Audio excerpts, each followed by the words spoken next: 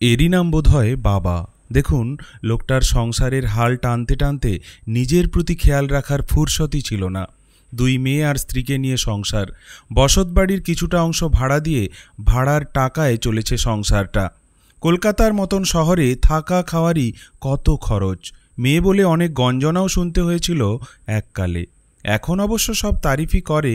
বাবা মা কাঁধে কাঁধ মিলিয়ে মেয়ে দুটোকে উচ্চশিক্ষায় শিক্ষিত করে মানুষের মতন মানুষ করেছে। আশা আছে বড় কিছু করবে। বর্তমানে তারা বেসরকারি সংস্থায় কাজ করে নিজেরটা নিজেরাই চালিয়ে নিচ্ছে। উপরি যেটুকু থাকে বাবা মায়ের সেবায় লাগায়।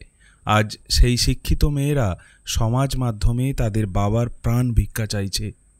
ওই যে বললাম, বউ ছেলে মেয়েদের খেয়াল রাখতে রাখতে সময়ে নিজের প্রতি সেভাবে আর খেয়াল রাখারই ফুরসত থাকে না বাবাদের।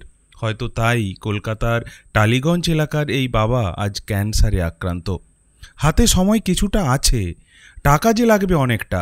আসুন না, বেটি বাঁচাও বেটি পড়াওর এই দেশের এই 2 বেটির বাবাটাকে বাঁচাতে সাহায্যের হাত বাড়াই।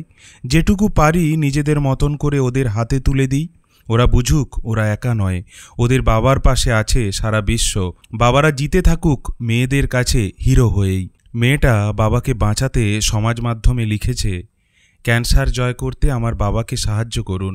আমার বাবা একই সঙ্গে 2টি ভিন্নধর্মী ক্যান্সারে আক্রান্ত, ম্যালিগন্যান্ট মেলামোনা এবং প্রোস্টেট ক্যান্সার।